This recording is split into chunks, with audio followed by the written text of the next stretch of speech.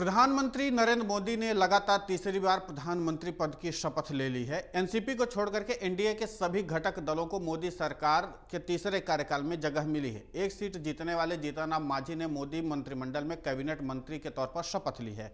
अजीत पवार गुट की एनसीपी कोटे से प्रफुल्ल पटेल और सुनील तटकरे मंत्री पद के रेस में थे, लेकिन कैबिनेट पद नहीं मिलने से एनसीपी केंद्रीय मंत्रिमंडल में शामिल नहीं हुई। बीजेपी ने एनसीपी को स्वतंत्र प्रभार राज्य मंत्री पद देने का ऑफर किया था, जिस पर अजीत पवार राजी नहीं हुए। मोदी सरकार के तीसरे कार्यकाल के मंत्रिमंडल में एनसीपी शामिल नहीं हुई, जिससे सवाल उठ रहा है कि अजीत पवार पर बीजेपी की निर्भरता अब नहीं रह गई है। अजीत पवार की एनसीपी एनडीए गठबंधन का हिस्सा है। महाराष्ट्र में बीजेपी के साथ मिलकर के अजीत पवार की पार्टी एनसीपी चुनाव लड़ी थी। एनसीपी एक लोकसभा सीट पर ही जीत दर्ज कर सकी है। सुनील तटकरे एनसीपी से सांसद बने हैं और प्रफुल्ल पटेल राज्यसभा सांसद हैं। बीजेपी ने एनसीपी से मोदी मंत्रिमंडल में स्वतंत्र प्रभार राज्य मंत्री पद का ऑफर दिया था, जिसे अजीत पवार ने स्वीकारने से इनकार कर दिया। अजीत पवार ने कहा कि प्रफुल्ल पटेल कैबिनेट मंत्री के तौर पर केंद्र में काम कर चुके हैं। ऐसे में स्वतंत्र प्रभार का पद लेना हमें ठीक नहीं लगा, इसलिए हम रुकने के लिए भी कुछ दिन के लिए तैयार भी हैं, लेकिन हमें कैबिनेट मंत्री का पद चाहिए। इसलिए मंत्रिमंडल में स्वतंत्र प्रभार राज्य मंत्री पद इनकार कर दिया गया है।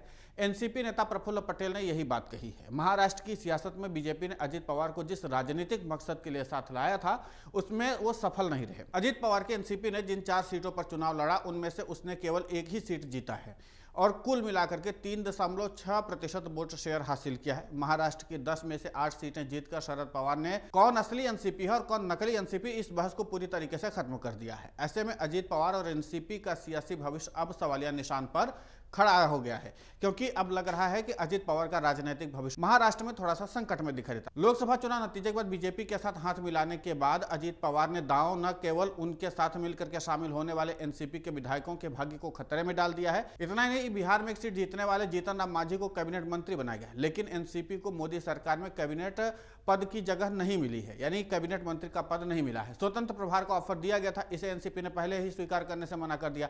अजीत पवार ने पहले ही शपथ ग्रहण समारोह में उपस्थित थे, लेकिन उनकी पार्टी का कोई भी मंत्री नहीं बना। ऐसे में अजीत पवार और उनकी एनसीपी ऐसी स्थिति में कैसे पहुंची जहां वो इस समय है। महाराष्ट्र में उद्धव ठाकरे ने एनडीए में अलग होकर के विपक्षी खेमे में जाने के बाद बीजेपी ने शिवसेना के एकनाथ शिंदे को सिर्फ साथ ही नहीं मिलाया, बल्कि सूबे की सत्ता की कमान भी सौंपी। इसके बाद जून 2023 में शरद पवार के खिलाफ तख्तापलट करने वाले अजीत पवार ने अपने साथ मिलाया और अजीत पवार ने एनसीपी पर कब्जा कर लिया और महाराष्ट्र में बीजेपी के साथ हाथ मिला करके उप मुख्यमंत्री बन गए। एकनाथ शिंदे की शिवसेना को बहुत निराशा हुई, क्योंकि अजीत पवार ने अपनी पार्टी के लिए महत्वपूर्ण विभाग ले लिए। अजीत ने खुद डिप्टी सीएम बनने और वित्त मंत्रालय संभालने के साथ ही कैबिनेट में कृषि, खाद्य और उपभोक्ता मामले, महिला एवं बाल विकास, खेल, चिकित्सा, शिक्षा और आपदा प्रबंधन जैसे अहम विभाग एनसीपी को दे दिया गया था। अजीत पवार ने पुणे क्षेत्र के संरक्षक मंत्री का भी पदभार संभाला। बीजेपी ने अजीत पवार को उनकी हर मुराद को पूरा किया। चुनाव आयोग और स्पीकर के फैसलों से अजीत पवार की गुट को पार्टी का नाम और घड़ी का चुनाव चिन्ह भी मिल गया। इसका इस्तेमाल असली एनसीपी के तर्क को और भी ज्यादा मजबूत करने के लिए किया गया। बीजेपी अभी मान रही थी कि अजीत पवार महाराष्ट्र में उनके लिए सियासी मुफीद होंगे। लोकसभा चुनाव के लिए सीट बंटवारे के दौरान अजीत पवार की पार्टी को 4 लोकसभा सीटें मिली थी। इससे पहले एनसीपी 19 सीटों पर चुनाव लड़ती रही थी। जब अजीत पवार अपने चाचा शरद पवार के साथ थे, 2019 में बीजेपी और एनसीपी संयुक्त के बीच 8 सीटों पर सीधी लड़ाई हुई थी। उस चुनाव में एनसीपी ने कांग्रेस के साथ हाथ मिला करके रखा था और बीजेपी का शिवसेना संयुक्त के साथ गठबंधन था। बीजेपी और एनसीपी के साथ 2019 में सीधे मुकाबले वाली में 8 सीटों में से 7 सीटें बीजेपी जीती थी। इस बार के चुनाव में अजीत पवार के अलग होने के बाद शरद पवार ने कुल 10 सीटों पर चुनाव लड़ा था, जिसमें 8 सीटें जीती हैं। इनमें से वो 5 सीटें हैं जिन पर बीजेपी से मुकाबला था। 2024 के चुनाव नतीजे से स्पष्ट है कि एनसीपी के पारंपरिक वोट, जैसा कि अजीत पवार के साथ गठबंधन बनाते समय देवेंद्र फडणवीस को उम्मीद थी, बीजेपी को ट्रांसफर नहीं हुए। 2024 के लोकसभा चुनावों में शरद पवार की एनसीपी ने शानदार प्रदर्शन किया। अजीत पवार के सियासी खुमार को खत्म कर दिया है। महाराष्ट्र बीजेपी को अपने खुद के संघर्षों का सामना करना पड़ा, क्योंकि उसने जिन 27 लोकसभा सीटों पर चुनाव लड़ा था, उनमें से केवल 9 सीटों पर जीत हासिल की है, जबकि 2019 में 23 सीटों पर जीत मिली थी। देवेंद्र फडणवीस की रणनीतियों को काफी हद तक राजनीतिक भूलों के रूप में देखा जा रहा है।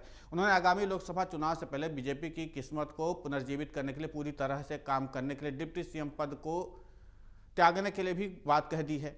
एनडीए गठबंधन में एकनाथ शिंदे की स्थिति मजबूत होती हुई दिख रही है, क्योंकि तीनों पार्टियों में उनका स्ट्राइक रेट सबसे अच्छा है। साथ ही उद्धव ठाकरे की शिवसेना यूबीटी के साथ भी उनकी कड़ी टक्कर है। शिंदे की शिवसेना ने उद्धव ठाकरे की शिवसेना से कम सीटों पर चुनाव लड़ने के बावजूद 13% महत्वपूर्ण वोट शेयर हासिल किया। शिंदे की शिवसेना 7 सीटें जीतने में सफल रही है, लेकिन अजित पवार की पार्टी एक ही सीट जीत सकी। सियासी नफा नुकसान को देखते हुए बीजेपी ने अब अजित पवार की पार्टी को स्वतंत्र प्रभार राज्य मंत्री के पद का ऑफर दिया था, क्योंकि लोकसभा में बीजेपी के लिए सियासी मुफीद नहीं साबित हुई है। लोकसभा चुनाव 2024 के नतीजों को देखने के बाद बीजेपी ने अजित पवार की सियासी अहमियत को समझ लिया है और उसी के आधार पर मंत्री पद का ऑफर दिया था। लेकिन सवाल है कि क्या अजित पवार इन सभी विषयों पर अपनी सहमति देते हैं या फिर वो कैबिनेट मंत्री के पद पर अभी अड़े रहते हैं। अगर आप ये वीडियो YouTube पर देख रहे हैं तो हमारे चैनल को सब्सक्राइब करें और बेल आइकन को दबाना ना भूलें। अगर आप Facebook पर ये वीडियो देख रहे हैं तो हमारे पेज को लाइक करें।